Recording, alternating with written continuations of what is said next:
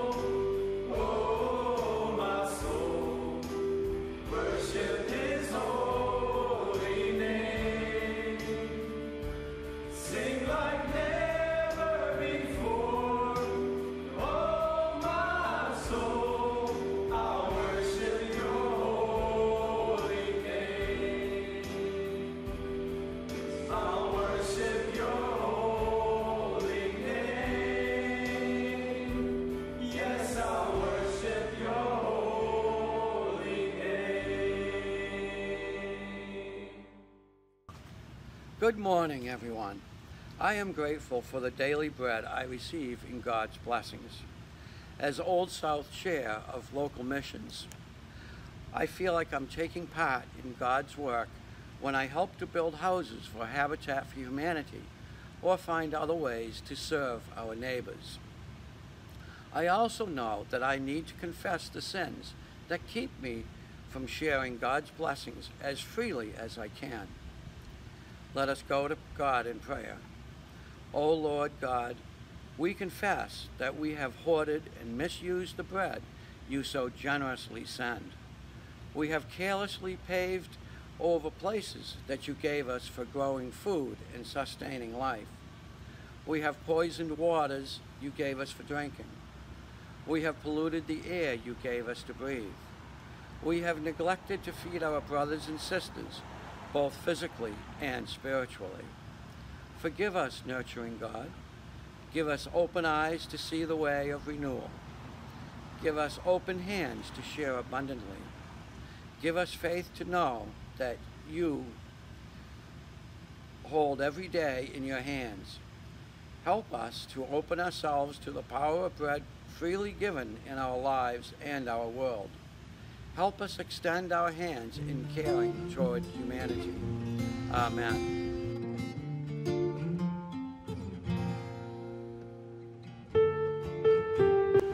Surely, God is the eternal giver of bread, the one source of everlasting life. Come, feast freely in that grace.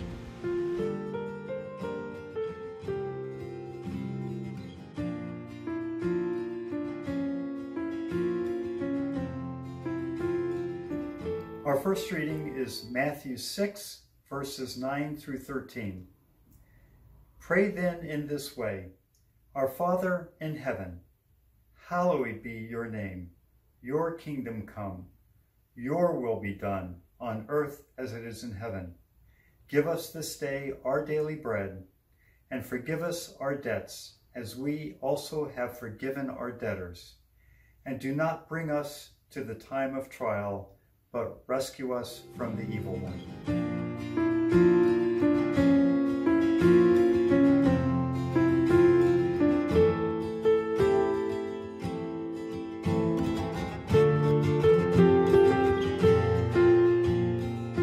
Hey, Old South. This will be our last time with you guys. Very sad that I need to step down and go, but do think it's the right time. We love you and we will miss you. Thank you for everything that you have done for us, for the home that you've been for us for the last, how long has it been? 2 years? 1 year. 1 year? We're grateful, and will always be in our hearts.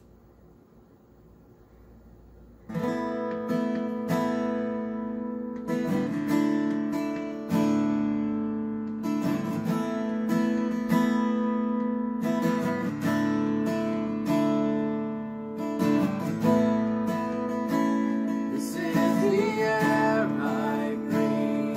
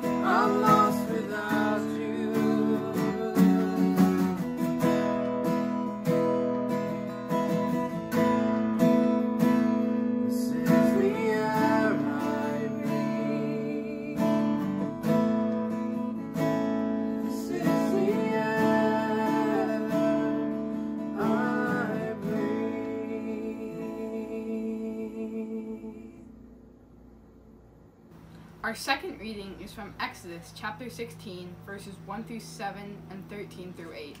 The whole Israelite community set out from Elim and came to the desert of Sin, which is between Elim and Sinai, on the 15th day of the second month after they had come out of Egypt. In the desert, the whole community grumbled against Moses and Aaron. The Israelites said to them, "If only we had died by the Lord's hand in Egypt. There we sat around pots of meat and ate all the food we wanted. But you have brought us into this desert to starve this entire assembly to death." Then the Lord said to Moses, "I will rain down bread from heaven for you. The people are to go out each day and gather enough for that day.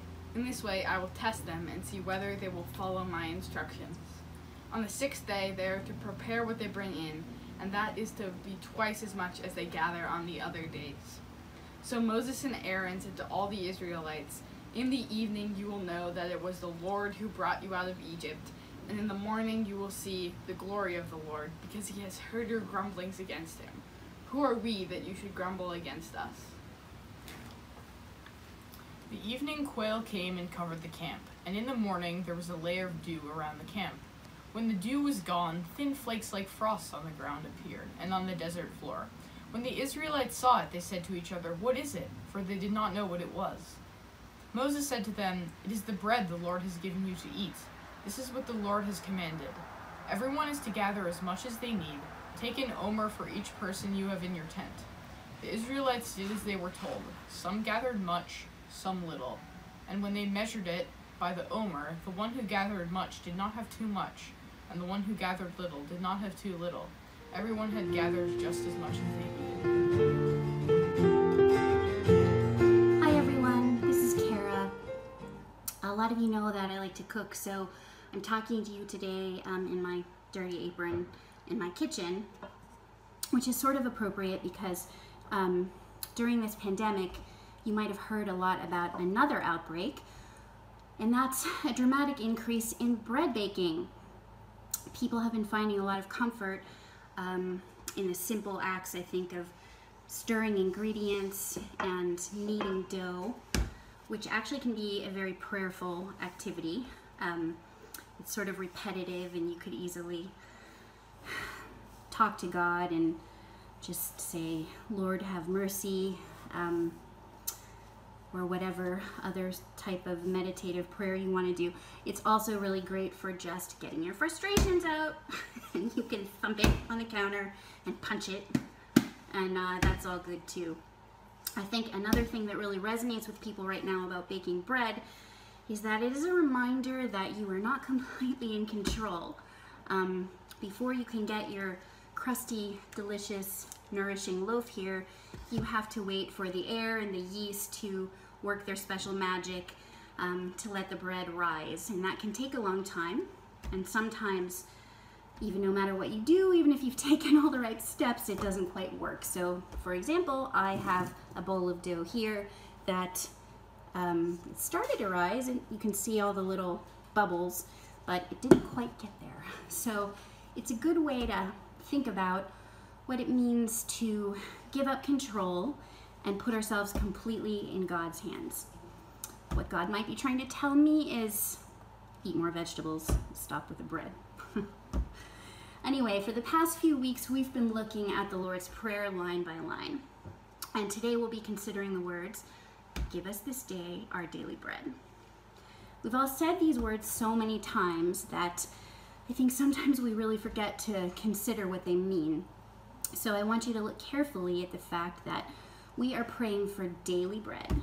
We're praying for bread this day. We're not praying for great wealth or for rich and fancy food. We're not praying for full pantries, and we're certainly not praying for hoarded troves of bottled water and toilet paper. No, Jesus' invitation is much simpler. We're praying for enough to live and be healthy, and we pray for it one day at a time.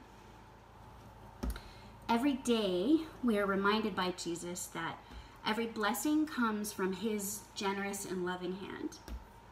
And God's way of bringing us our daily bread shows us just how dependent we are on each other. So our food is grown with hard labor of farmers, and it's brought to us through the work of many other hands, including the grocery store workers who are, many of them now, risking their lives and their health so we can eat. So the prayer has obvious and immediate application to the problems of hunger and poverty and injustice around the world. What's really sobering about the petition is that the awareness that hundreds of millions of people on our planet do not have their daily bread. Upwards of 25,000 children die of hunger-related causes each day. When the Israelites were enslaved in Egypt, there was an economy of scarcity. They kept their grain in storehouses because they feared death from famine.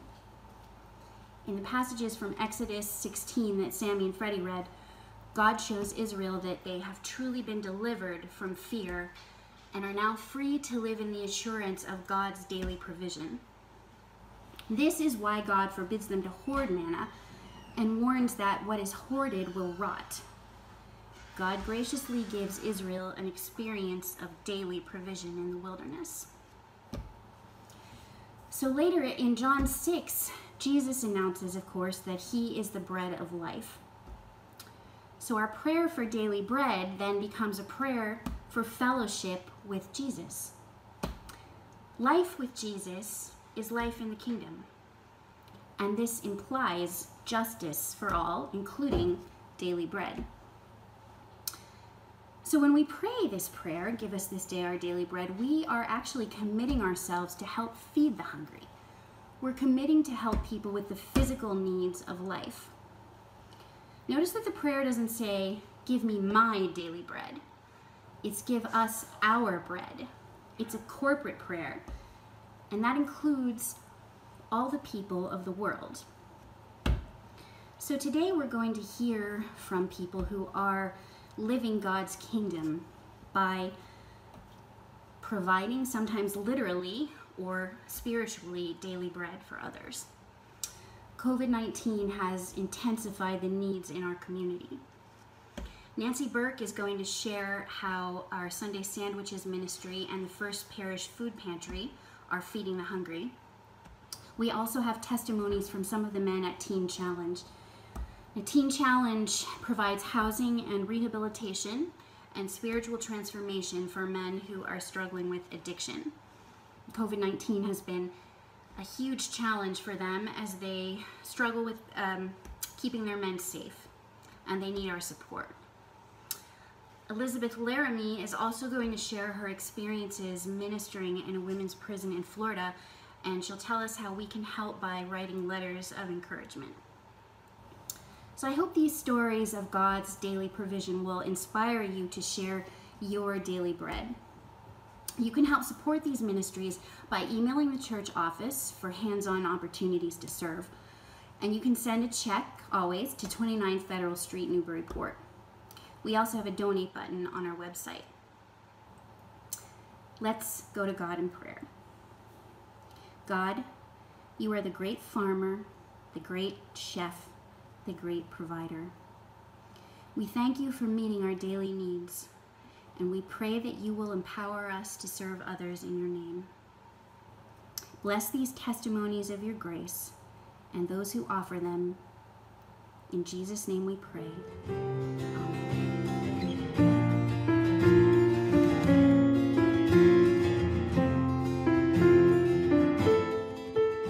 Good morning. The theme for this week is Give Us This Day Our Daily Bread.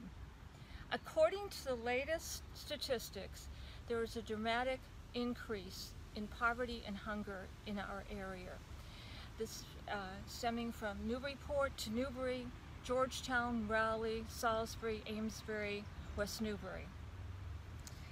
Our numbers here at the food bank have tripled.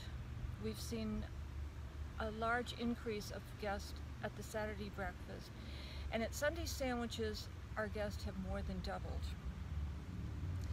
One thing about statistics is they're just words. You never see their faces, you never hear their stories, you never see or feel their tears. Our guests come from every walk of life, from very poor to very rich, from high street to elderly housing, to people who live on the street. We see women, we see men, and we're seeing a lot more children coming in. When the pandemic hit, a lot of people lost their jobs, or their hours were cut, or they were furloughed. What we forget is there's still a mortgage payment or a rent payment. The electricity bill has to be paid, and the car payment has to be paid. All these are necessary for survival. The first place that is cut is food, and that's really scary. Last month I paid 99 cents a dozen for eggs. Last week I paid $2.49 for eggs. The price has gone up across the board. Jesus said our natural being is necessary for our spiritual being.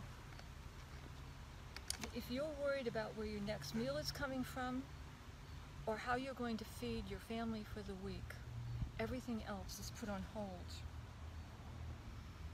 After a lot of praying and a lot of conversations with God, I realized where I could help. On Friday mornings at 8 a.m., I'm here at First Parish Church, setting up coolers, produce, stocking shelves, taking large items like 25 pounds of bags of rice and breaking it into smaller entities, and doing whatever else is needed. At 5 o'clock I'm tired. At the end of the day, I'm exhausted. But that's okay, it's a good tired. And Saturday mornings at 6 a.m., I'm over at Central Congregation with Carol, and we're making sandwiches. And every fourth Saturday, I stay and help serve hot breakfast to the guests. And Sunday is my all-time favorite. I get to go in and help prepare meals and sandwiches for everyone. And the fun part is, which is really silly, but during the week I have to come up with new menus. And that can be a little challenging, but it does make it interesting for the week. One thing I want to tell you is we make sandwiches to send home because a lot of people get one meal a day. And if we provide sandwiches, that could be their dinner. On Sunday, we serve lunch from 11:30 to 12:30. Their next meal isn't until 5 o'clock at St. Paul's on Monday. One of the best parts of being a volunteer is I'm surrounded by people of like minds. We come from 5 different churches, and we are all aware of the need, spiritually and physically. We laugh, we sweat, well, some of us glisten. We ache, we are one with God. Part of our mission is compassion and hope. Recently, I received 2 letters from guests thanking me for accepting them.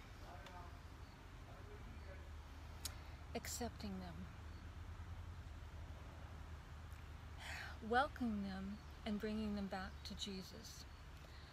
Honestly, I am the one that needs to thank them for showing me what is important.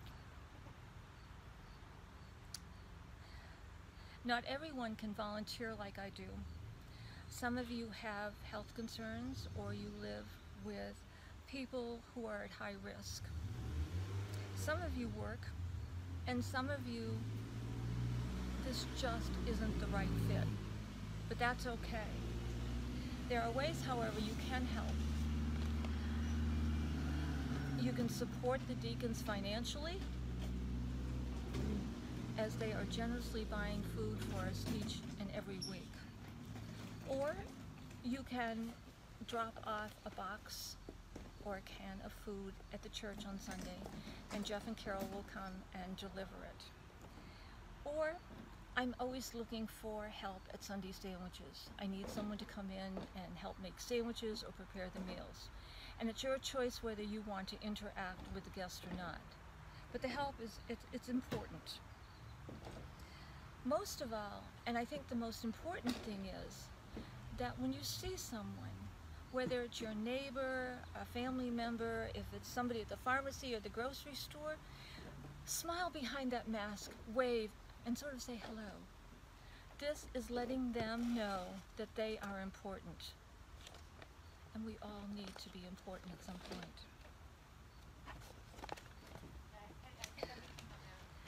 In this light, give us this, our daily bread, takes on a whole new meaning.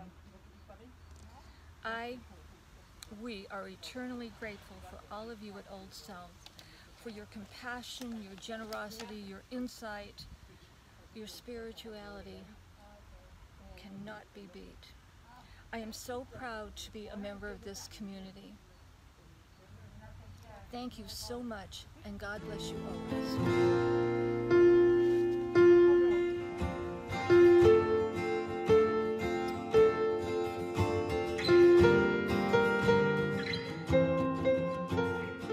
Friends at Old South, I am very pleased to be able to reintroduce who's been gone for so long, Liz Laramee. She and Rich are down in Florida. Liz, what is it you're doing down in Florida right now? Well, I miss you guys. We're managing to keep busy. I have continued with the prison ministry that I've been doing for quite a while. It's a new ministry, so I've gotten very active with that. And can you tell us a little bit more about what this prison ministry is that you're involved with down in Florida? Well, we have one of the largest women's prison just north of us here in Florida. Is about 3,000 women. Mm-hmm. And one of the pastors was assigned to start a church called Oasis in the prison. And part of that is a ministry called Hope Letters. And Hope Letters consists of the ladies who are incarcerated. We call them mentees, and mentors who are willing to have a Christian-based relationship with them and encourage them in their Christian walk. Mm. And so you're in a position where we're looking for some women who would be willing to be mentors. Yes. The women who are incarcerated in the prison. And can you just give us a little bit of what the parameters of that would be in terms of what the expectations are and the safeties and stuff like that? Well, we have, we just started in March, and we have 90 mentees who have signed up. There was every possible line in the sign-up sheet was filled as soon as the sheets were put up.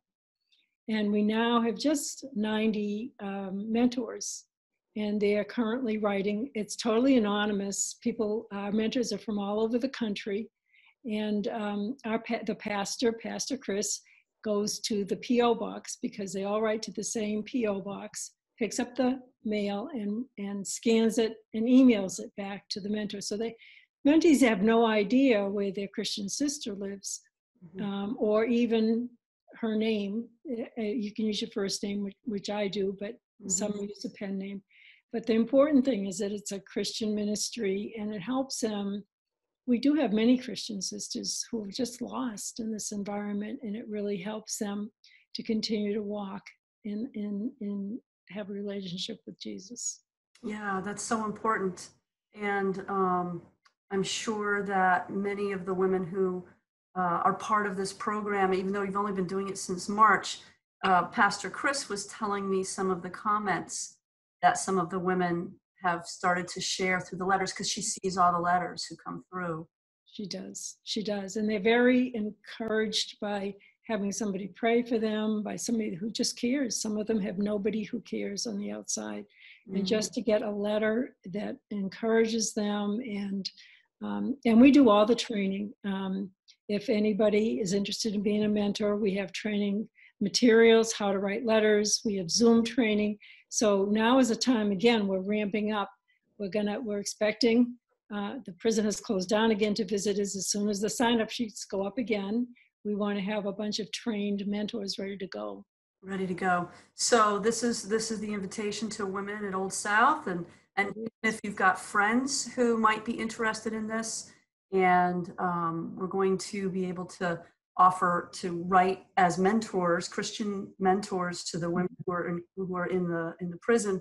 And I want you to know that the Christian Formation Committee is committed to supporting all of the women from the Old South area who are participating in this, because we want for your spiritual growth and your fellowship among each other as well. So this would be great. Thank you so much for bringing this to us. We really appreciate all the work that you're doing there as well. And we look forward to seeing you in person again. I do too. Okay, thanks.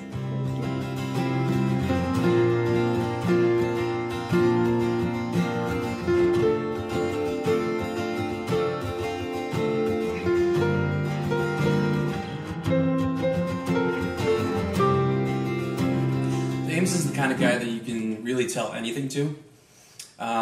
He takes a person for who he is and doesn't judge you. Amos is a really gentle soul, but he's attentive, and even though he's a trained fighter, the guy would never hurt a fly. I'm proud to call him one of my closest friends here, and when you combine all of those things together, it's no surprise that Amos is the most popular guy in the program. Everybody loves him, and I think everybody confides in him in one way or another.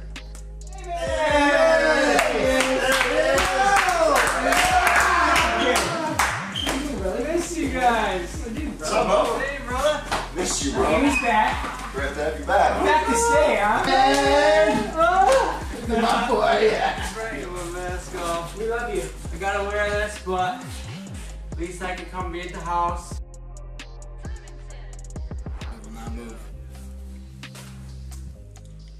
My name is Amos Ackerman. I'm from upstate New York, in a very small town, Turin. I grew up on a family farm. I was one of four. I have an older sister, a younger sister, and a younger brother. You know, everything. I had a good family. I grew up in the church. You know, from a young age. Was always in church and children's church, and you know, a good Christian background. At the age of 5, I developed type 1 diabetes that really had a major impact on the rest of my life. Till, you know, still today, I struggle with my health. When I was about 12 years old, my parents got into a pretty bad divorce. And around that same time, I was in Boy Scouts, and I was molested as a Boy Scout. You know, that really messed me up. You know, going through school, I always had a lot of anxiety. I was very fearful. You know, I felt different. I didn't really have anybody to talk to about it, or, you know, I just kind of buried it inside. As I went through school, you know, I smoked marijuana, I would drink a lot. I really didn't take care of my diabetes at all. And when I turned 19 years old, I developed an eye condition called diabetic retinopathy, which was a vicious eye condition. I lost my eyesight in both of my eyes. You know, went through major surgery after major surgery. Not till I went about 1.5 years completely blind. I mean, I could see a little bit of light, but I really couldn't see anything. You know, it was really scary. And, you know, you would think that I would learn my lesson, but I used my eye condition to get pain medication. You know, that's where I developed a habit for pain medication, which that eventually led to heroin. You know, it was about 10 years of that. I was there for about 10 years, stuck in my addiction. I left my job, pretty much everything I knew, to come and give this thing a try. And I've been here for about 8 months. You know, it hasn't been easy for any means. You know, it's the hardest thing I've ever done in my life. You know, Teen Challenge has done that for me. You know, it puts me in situations where I have to, you know, deal with myself, my emotions, the things that I have to face, my fears, and I keep doing that. I keep proving to myself that I'm all right. I'm gonna be all right. And you know, I've reestablished a relationship, you know, with Jesus, and you know, which I had when I was a kid. And you know, God's doing a lot of stuff in my family outside of here. You know, sometimes I worry about things that I cannot control, but over and over, you know, everything's all right. And you know, I'm excited to see what I'll be at the end of this thing, and what kind of doors, you know, God will open up for me.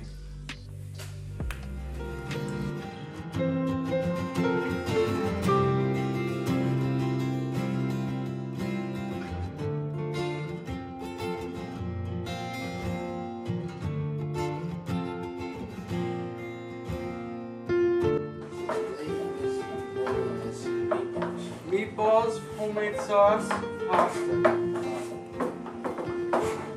You'll thank me later.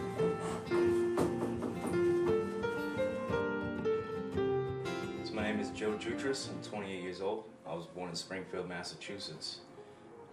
I used drugs for about 15 years. In the beginning, I loved it.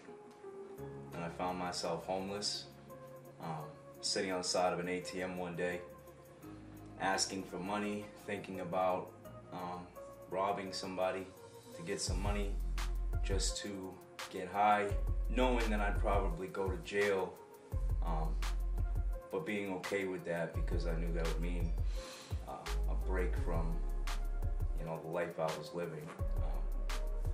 You know, at that point, a lot of other things were going on, and I was desperate to find some peace in what was going on, some change, because everything was out of control. I heard about Teen Challenge. I heard that it was a tough program, but I thought that that's what I needed. So I gave Teen Challenge a shot. I called up the admissions guy and talked to him, let him know what was going on. He told me I was perfect for the program. I had nothing. No family ties at this point. I had completely destroyed every relationship, everything I came around was gone. So they took me in with open arms. They said, come on in, kid. A good man leaves an inheritance to his children's children, but the sinner's wealth is laid up for the righteous. And I noticed something was different about this place. I noticed that you know, the brotherhood, the closeness, the patience, and the structure, and I was really uncomfortable, but I found that through those uncomfortable times, I grew the most. You know, I've noticed a lot of changes since I've been in Teen Challenge. My family's noticed the differences. My family trusts me now. I have hope for my future. You know, I feel like everything that I've gone through in my life, all the craziness will speak to people that were like me. People that know me will see the changes that I've made and be able to have hope for their lives. You know, a lot of people can't say that they were worse than me, but a lot of people will see the change, and I think that there's a lot of power in that. I think that people will be affected by my testimony. You know, moving forward from Teen Challenge, I've been here 6 months now, but moving forward from this, you know, I see myself helping people, making a difference, you know, just being around for my family, being around for my daughter, you know, being the best father that I could be, which is something I've never been even trying to do, you know.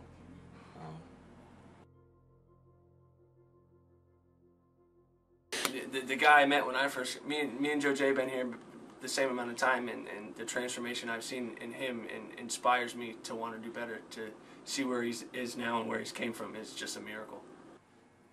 Yeah, that's what I got.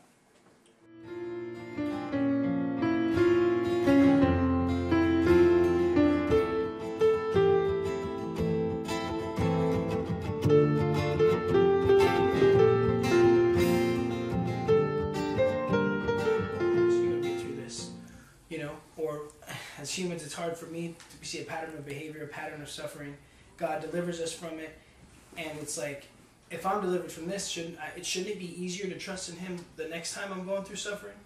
But it's our sin nature, our flesh, we can't. It shrieks out at it. We can't naturally submit to the Holy Spirit. Otherwise, there'd be no need for the Holy Spirit. You know what I mean? There wouldn't be a battle. And a lot of times we focus on the spiritual battle, and there is, but it's not a third party. It's us. It's us battle. That's the spiritual battles here a lot of times, and here. You know what I mean? So just let your lives be an example. Build each other up, and in a weird way, as weird as it sounds, embrace your suffering. All right, boys, let's do it. My name is Kerry Gerard, 28 years old. I was born in Denver, Colorado. I grew up in Brockton, Massachusetts. My parents, both my mother and father, worked for Teen Challenge for a number of years. So I grew up with a really good relationship with God, really good relationship with my parents, albeit somewhat unstable home life through my dad's drug and alcohol addiction. I always grew up knowing God and knowing what His voice sounded like, and I knew my role in the ministry from an early age. As time went on, my family moved out of the ministry, and I began to get sucked into worldly thinking and worldly devices.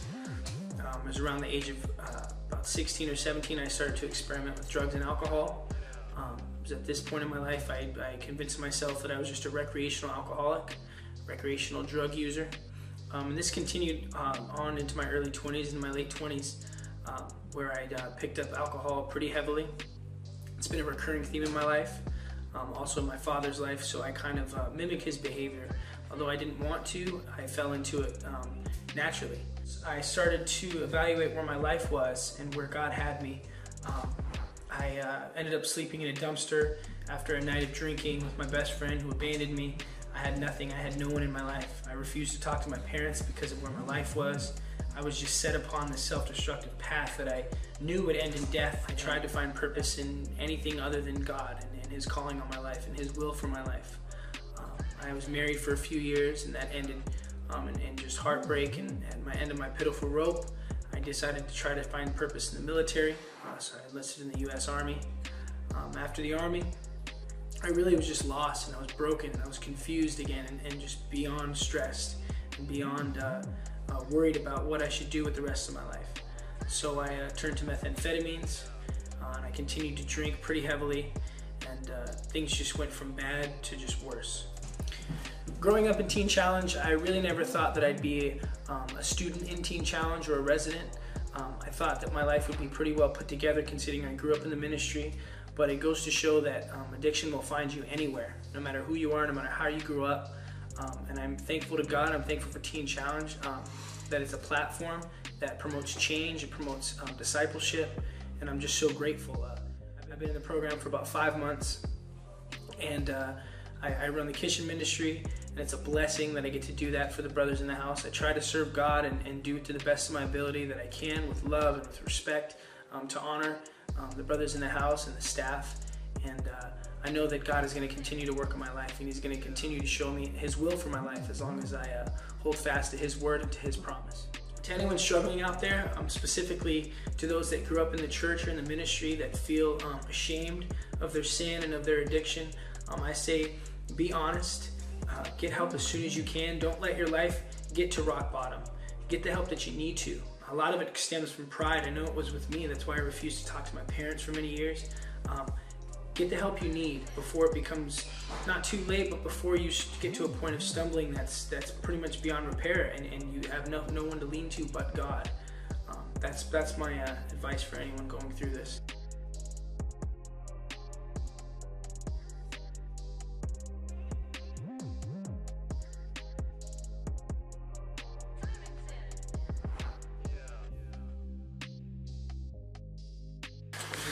Charlie, you got bathrooms? No, I got Pastor Mike. No! No, I got Joke, Pastor right? Out of here, bro.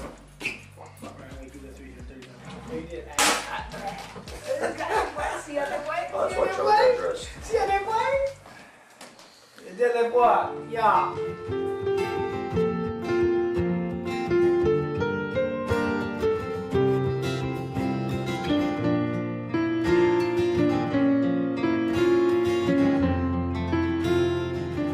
Let us go to the Lord in prayer. God, like the Israelites in the wilderness, we too have known your love and experienced your care and provision.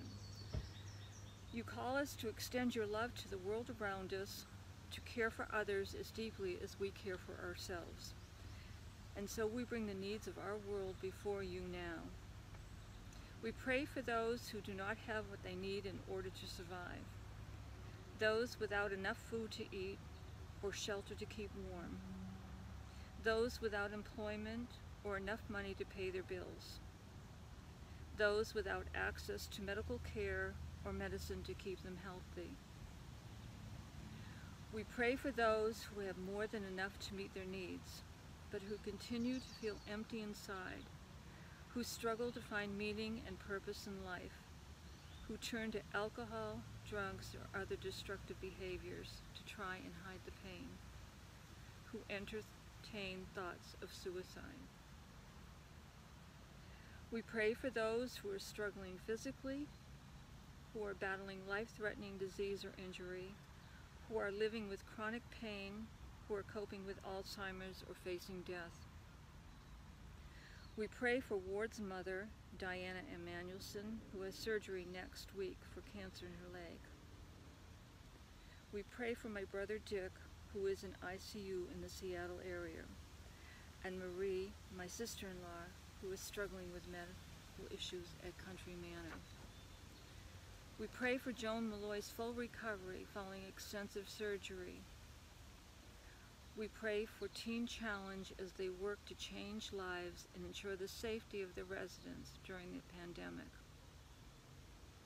We pray for the people of Greater Newburyport who depend on the food pantry and on our Sunday Sandwiches ministry.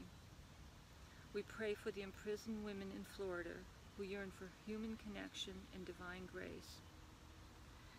God of the first and the last, and all those in between, your grace reaches out to all of us, lifelong believers or newcomers alike. You call us to live as citizens of heaven, to work together with one mind and one purpose, to reach out in love to those in need. Strengthen us so that we might live in a manner worthy of the good news we have received, offering our lives to the building up of your upside-down kingdom, where the last are first and the first are last, and there is grace enough for all. Lord, in your mercy, hear our prayer. Amen.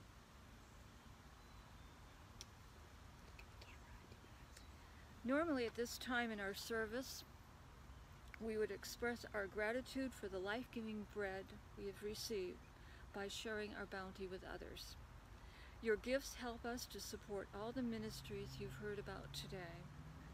You can make a check out to Old South Church and mail it to us, or click the donate button on the website. Praise God for his good gifts.